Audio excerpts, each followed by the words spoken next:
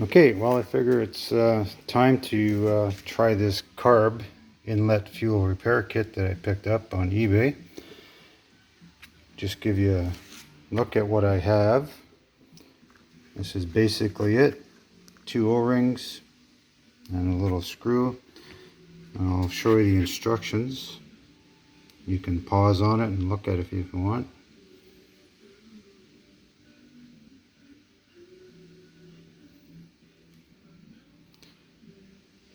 Okay, pretty straightforward instructions. It does say to drill a hole in the side here for a screw that goes into there. It's supposed to hold this fitting in.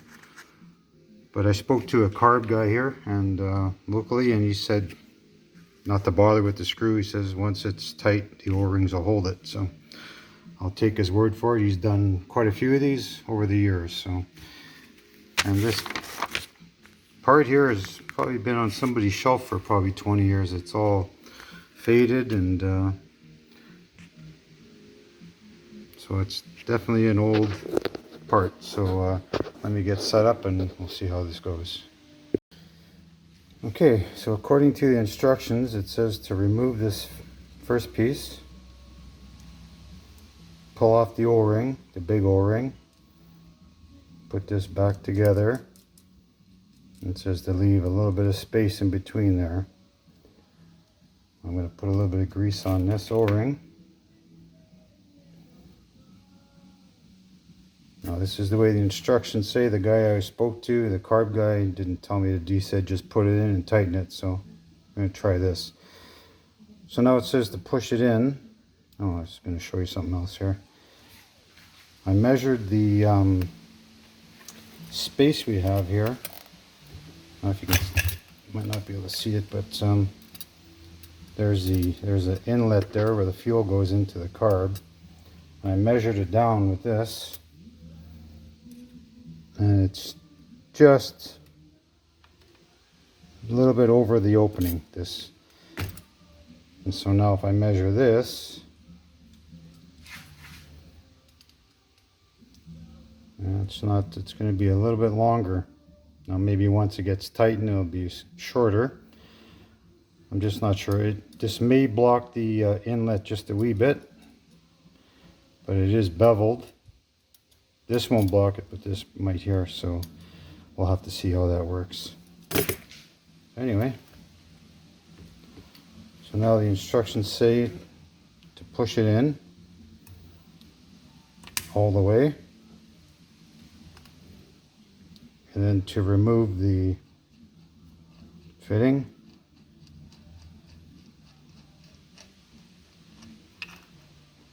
Okay, so you have left in there is the nut and the spacer and the first small O-ring. Now it says to put the big O-ring in with some grease. So I'll just put some grease on there. And you need to push this in.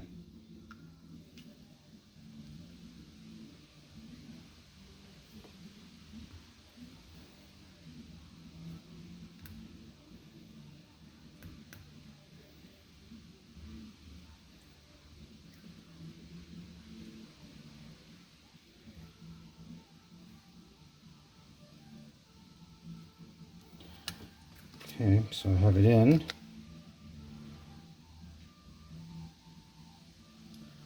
So this is where the O-ring will seal.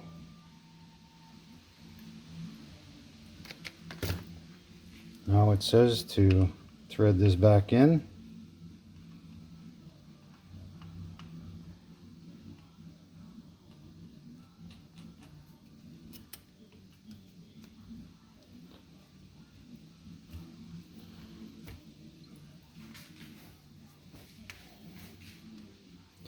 It says to finger tight.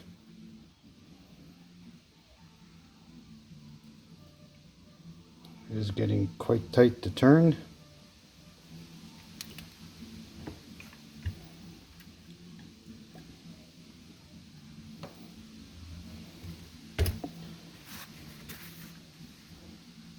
Okay, now it just says to tighten it until you line up the hole that you're supposed to drill. but I didn't drill that hole, so I'll probably just end up tightening this until it's pretty snug. And I don't know, maybe I should drill that hole, but I'm going to try without it first. Okay, that's it. Then it also says when you're hooking up the line to make sure that you put a wrench on here so you don't turn it.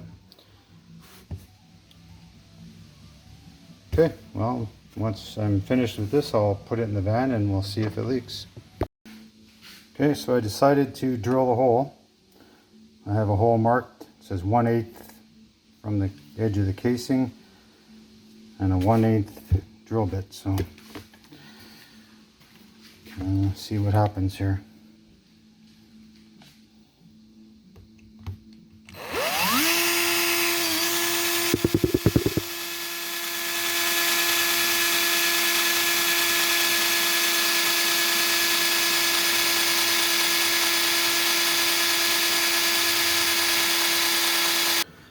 Okay, so I got the hole drilled. That was definitely stressful.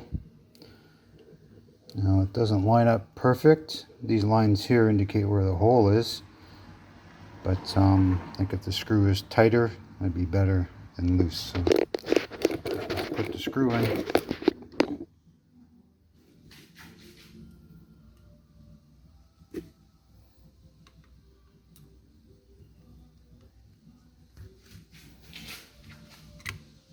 Of course, it's a flat-headed screwdriver.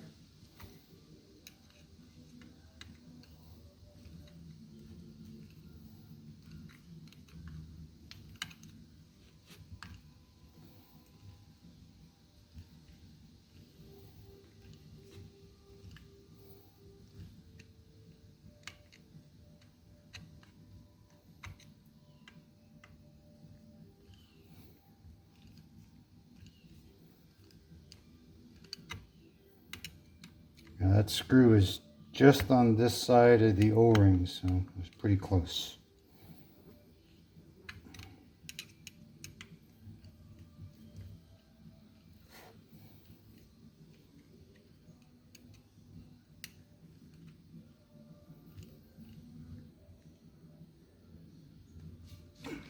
All right, it's in.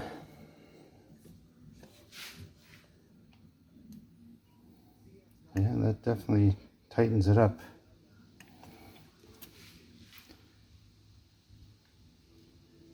All right, like I say, when I get it in the van, we'll see if it leaks.